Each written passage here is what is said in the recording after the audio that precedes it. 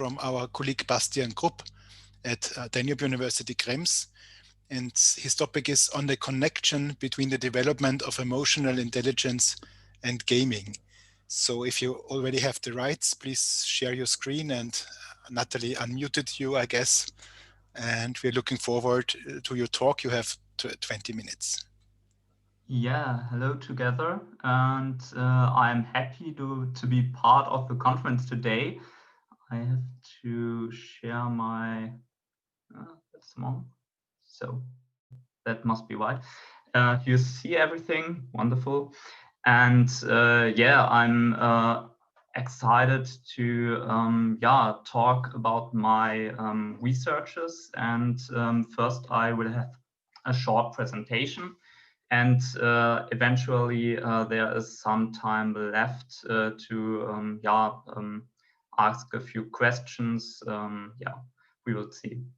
Good. My master thesis deals with the effect of digital games on emotional intelligence.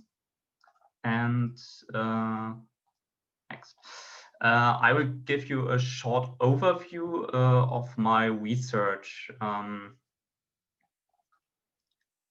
These are this is the agenda for this. And the starting point of my research was the hazards and risks of digital games and the associated hazard-oriented reporting on games and gamers in general. In this context, Killerspiele, which loosely translates into killer games, these are shooter games emphasizing the killing of people, and attributed a negative effect on the social emotional experiences.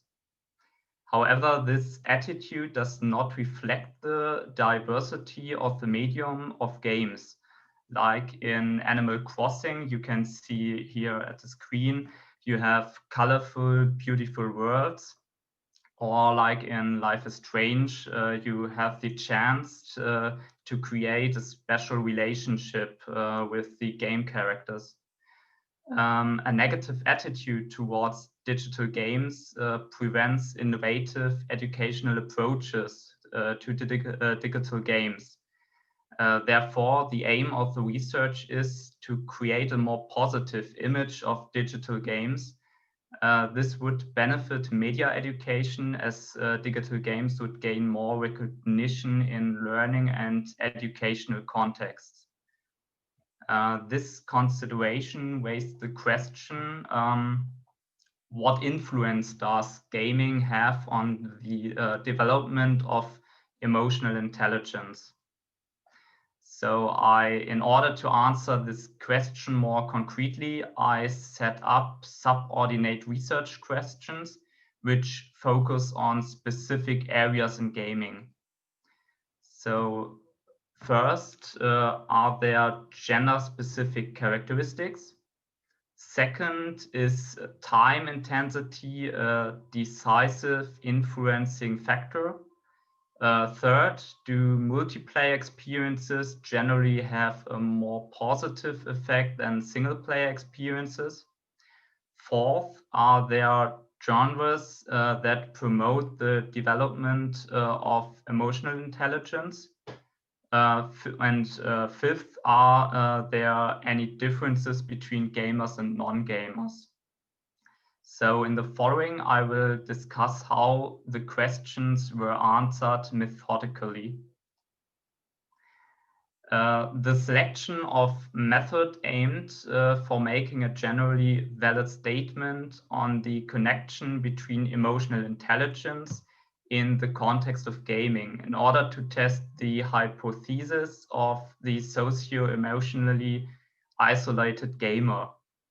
Quantitative social research was able to explain such causal relationships by means of statistical representativeness and standardization. Based on this, I conducted a quantitative online survey that allows the emotional intelligence of gamers to be recorded.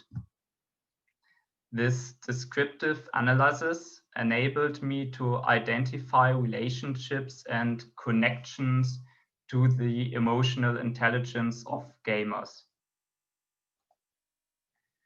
And this is the structure of the online survey. I have created an online questionnaire to test the hypothesis described. It had the following structure. First, they were asked about the basic information.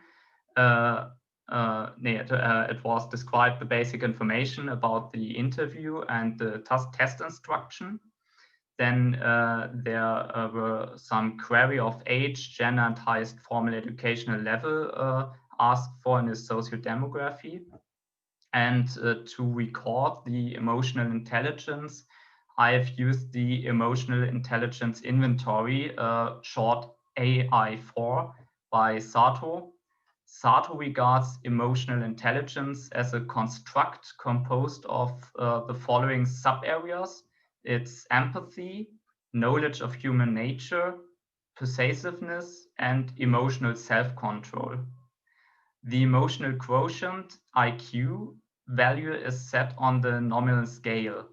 It ranges from 1 to 9, where 5 is the standard value.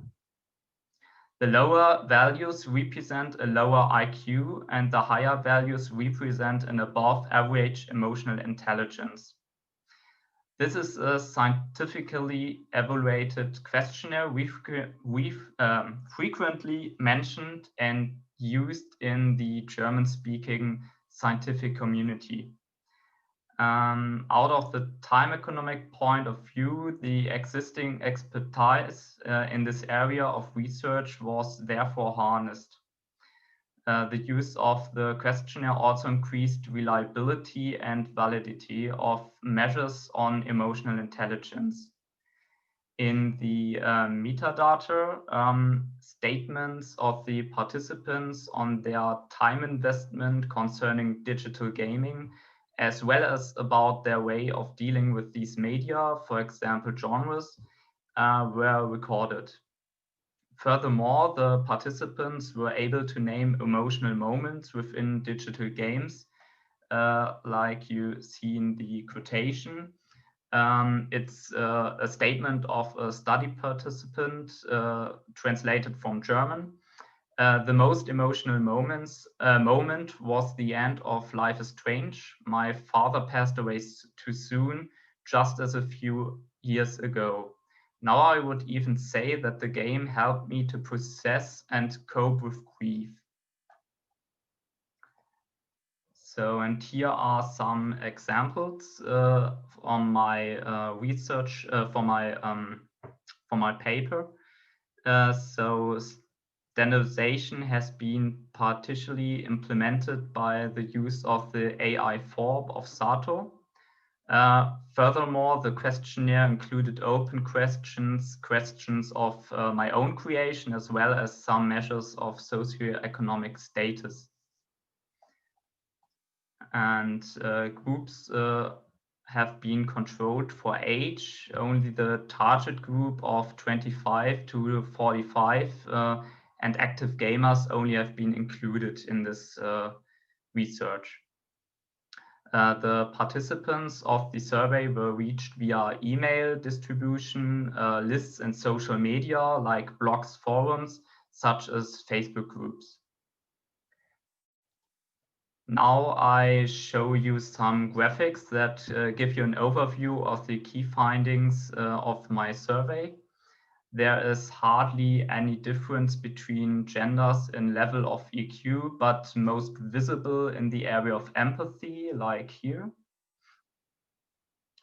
And the frequency of playing has no visible effect on the IQ, neither on those who play less than once a week, nor on those who play daily.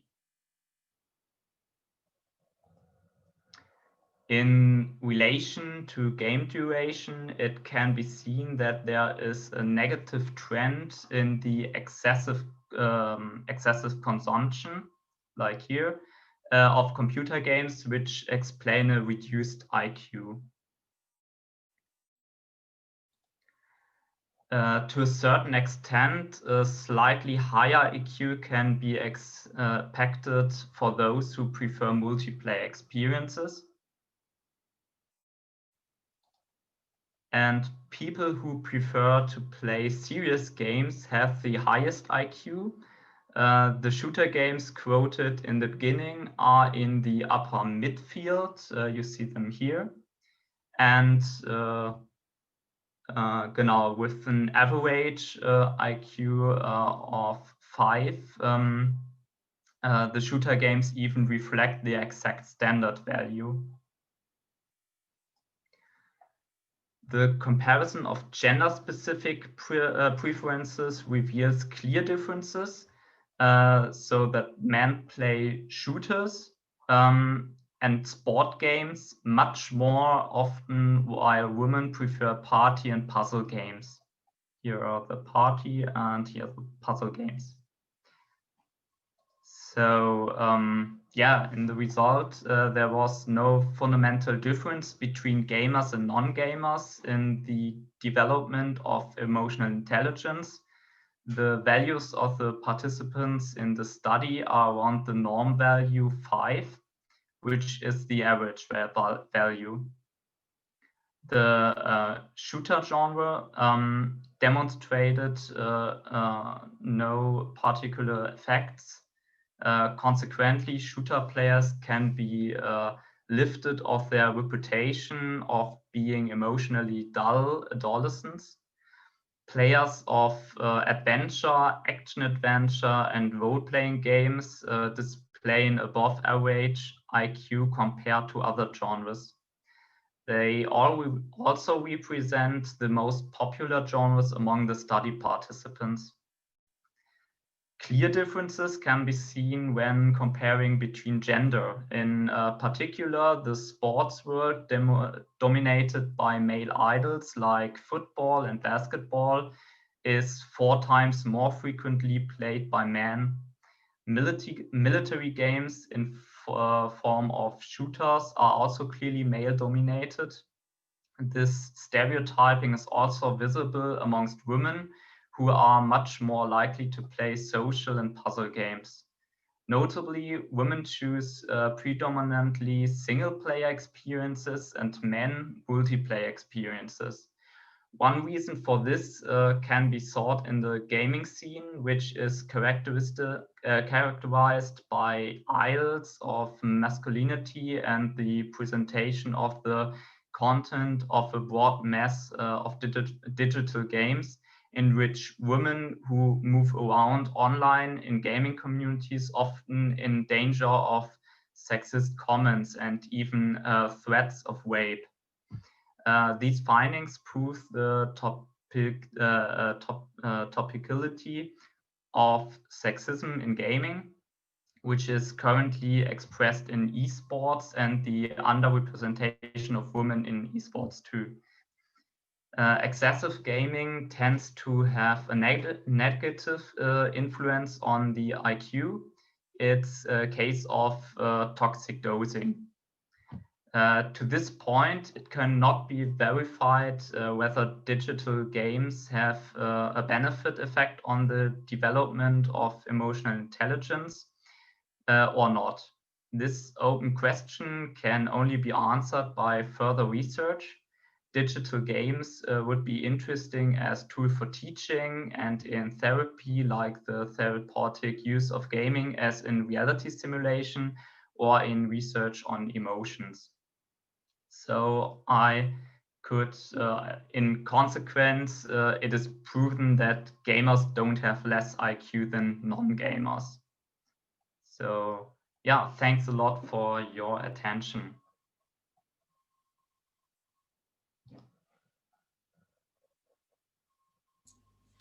Thank you very much for your talk. I started a discussion, but I think we as the community already solved it in the chat. I was asking why after the terror attack in Vienna, no one came up that video games might be the reason behind, and the community quickly reacted and said it's because the obvious reason was there within minutes, so no one was talking about video games.